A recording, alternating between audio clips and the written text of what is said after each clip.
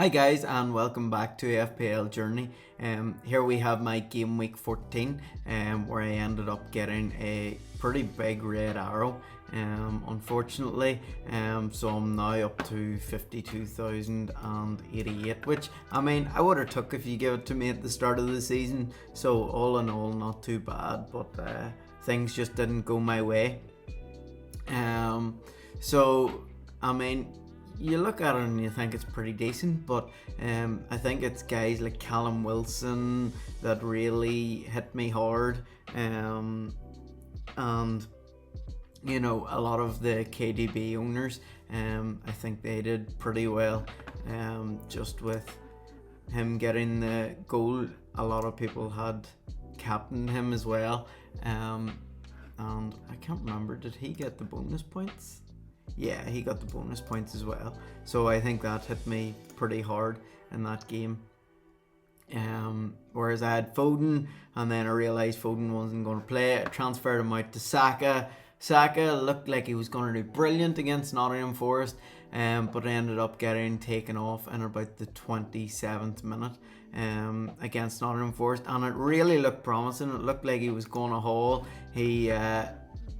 He had an assist already for Martinelli's goal, which was brilliantly taken, which I mean really helped me because I mean Martinelli was my vice and he ended up being my captain. So I'm pretty happy that he was my captain because he was, apart from Trippier, my top scoring player. But I mean, would you have backed a defender with the fixtures that were last week? Definitely not. And for anyone that backed Reece Nelson, fair play to you. But yeah, moving forward into game week 15, there's permission denied. What's the story of that, lads? I have to sign in here. So moving back into game week 15, I have made an early transfer. So Tony was obviously going to be suspended because of his late yellow card in that game. Which is kind of devastating considering the fact that Brentford have, is it Nottingham Forest, which is just the perfect fixture to have Tony in.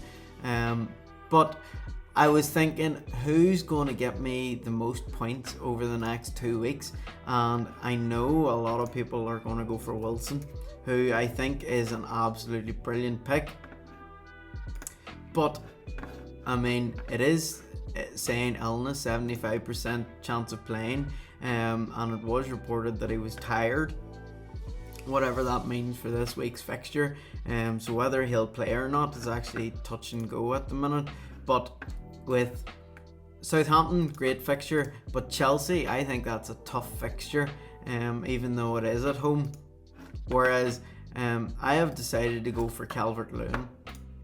He has fixtures against Leicester and Bournemouth, who I think is probably two of the best fixtures who you could go for. Dominic Calvert Lewin, he is sort of a key man in that Everton side, and I think Everton are twice the team whenever he plays. So I mean, it's a punt. It's a bit of a differential. It's something that not a lot of other people would go for, but that's what I went for early.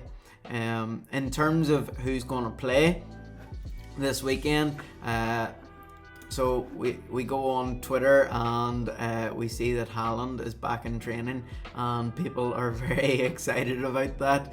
And this guy, FPL Gear, put up this flowchart. Do you have Haaland? Yes. Captain him? No. Get him? No. You can't.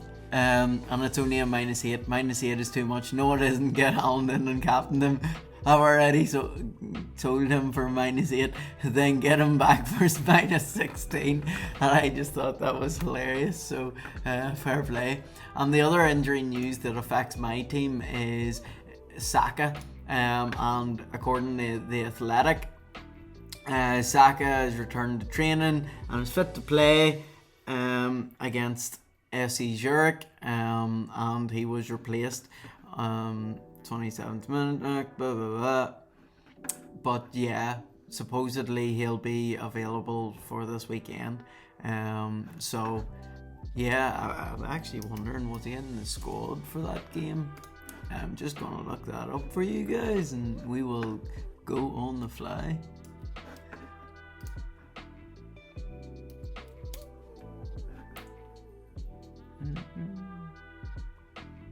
Saka wasn't there, but he was on the subs bench. So I mean, that to me says Saka probably will play on Saturday.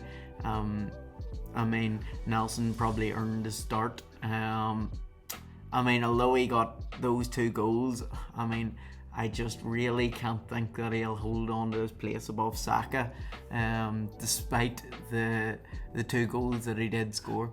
But there we go. There's a bit of live inspection, and then we just look at the table, and we're coming up to game week 16, and I always like to look at the table to review overall statistics, because sometimes I think it's important to view things from a wider angle, and as we can see, good defences for defenders is Arsenal, Man City, Newcastle that we knew, but also Everton have only conceded 12 goals, West Ham have only conceded 13.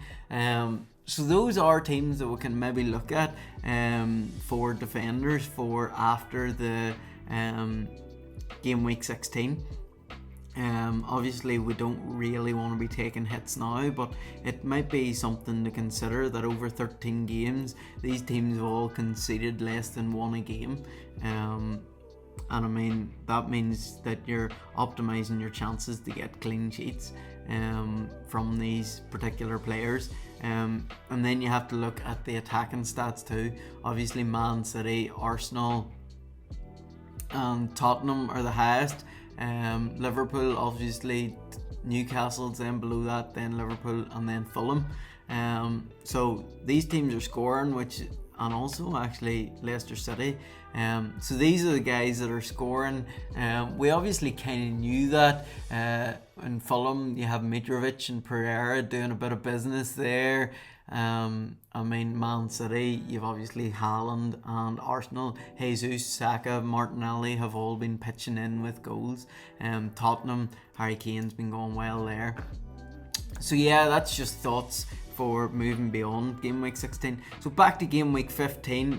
This is how I'm lining out. Now obviously we'll wait until the last minute for team news. The issue is I'll probably be playing football on Saturday myself because I play for a local club, and with the late deadline I might actually be in the changing room by the time I'm looking to make FPL decisions. So I might not get the privilege of making a late FPL move based on team lineups, because I could well be sorting myself out to play. But yeah, that is my roundup for game week 15. I hope you enjoyed. Follow along with the FPL journey, and please like and subscribe to the channel. Cheerio and peace.